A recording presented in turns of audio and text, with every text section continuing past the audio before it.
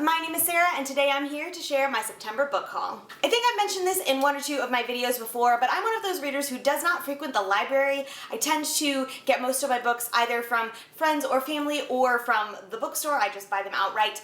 And because I read far more broadly and a whole lot more than most of my family and friends, I tend to buy a lot of books. So without further ado, let's talk about the 12 books that I bought in September. First up, Ava and Happily Ever After by Stephanie Perkins.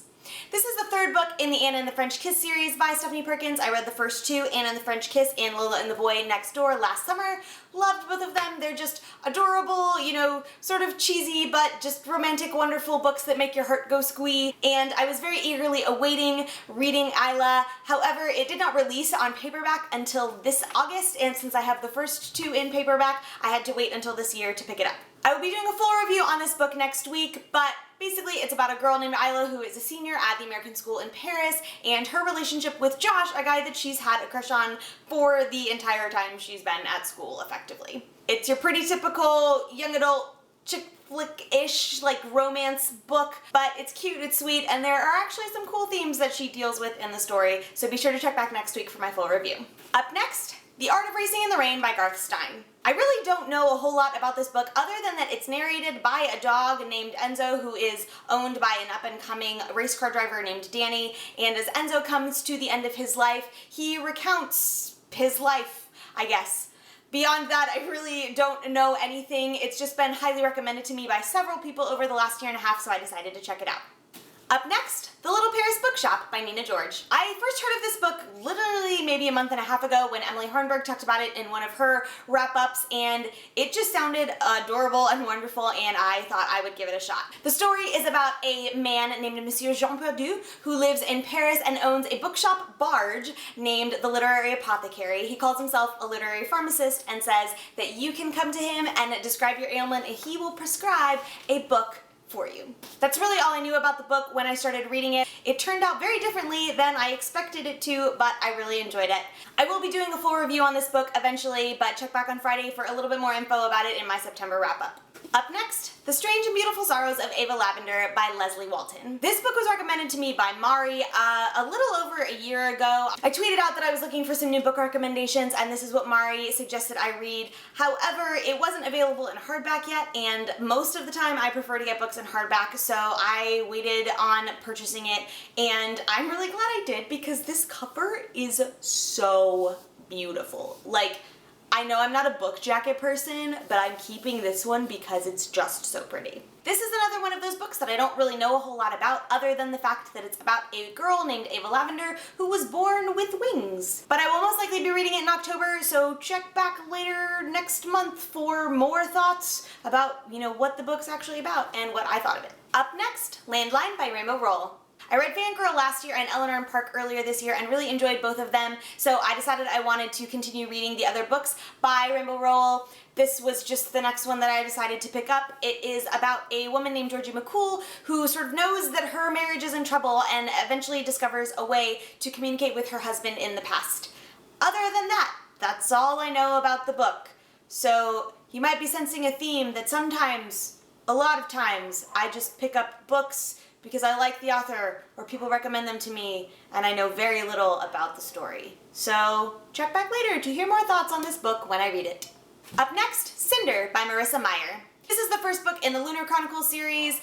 It's basically a retelling of various fairy tales. This one, as you might guess, is Cinderella, and Cinderella is a cyborg. Beyond that, I don't really know a whole lot, but it's highly recommended to me by several of my fellow booktube friends, and I've been wanting to get a little bit more into sci-fi and some other young adult fantasy, so I wanted to check it out. Up next, Throne of Glass by Sarah J. Maas. This is the first book in the Throne of Glass series, and it is another one like the Lunar Chronicles that was highly recommended to me by a lot of my booktubing friends, so I wanted to check it out. It is about a girl named Selena, I think is how you pronounce it, but I'm not totally sure. It sort of seems like a gladiator kind of situation where like she just has to kill everyone else so that she can win her freedom. And then there's like romance or something that happens with a prince. I don't really know. We'll find out more, I guess, when I actually read it. And finally we have A Wrinkle in Time, A Wind in the Door, A Swiftly Tilting Planet, Many Waters. Oh, here we go. And An Acceptable Time, all by Madeline L'Engle. I definitely know that I've talked about A Wrinkle in Time on this channel before. It is the book that really, I think, launched me into just loving stories and recognizing their extreme power. These other four, A Wind in the Door, A Swiftly Tilting Planet, Many Waters, and An Acceptable Time, are the four other books in the Time Quintet, which I just recently learned was a quintet. I read the first, or these three, 2, 3, and 4, probably close to a decade ago at this point, and I loved them. They're all wonderful and just are beautiful stories that Madeline L'Engle has written, and I just recently learned that this book, An Acceptable Time, exists, and that it's the 5th book in the series that I've been told for the last, like, 15 years is a quartet.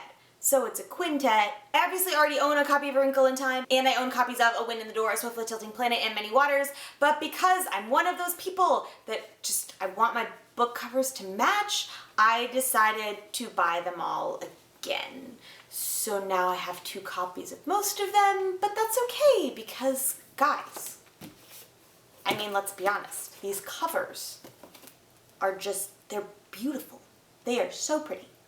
Since it's been probably over a decade or more since I read the entire series, and I would like a little bit more context of everything before I read An Acceptable Time for the first time, I will very likely be rereading that entire series over the next couple of months, so be sure to check back for my thoughts on those stories. So there you have it, friends. That is my September book haul, all 12 books. Like I said, I've already read Isla and Happily Ever After. I'm almost done with The Little Paris Bookshop by Nina George, and I will be picking up the other, 10 of those books in the coming months. So if there are any of them that you particularly want me to review, please let me know in the comments and I will be sure to make that happen. If you want to follow me elsewhere online, you can find me on Twitter at Sarah Ann Hayes, on Instagram at Sarah Ann Hayes, and my blog is at sarahanhayes.com. Thank you so much for watching. I hope you enjoyed this video. If you've read any of these books, I would love to hear your thoughts and opinions on them. Let me know which ones you think I should pick up first, and I will see you in my next video.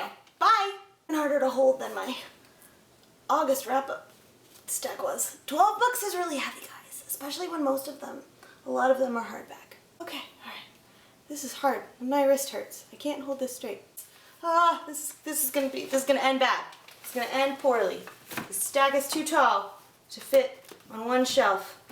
So we're gonna have to, okay, alright, we're good. We're good. Everyone's good.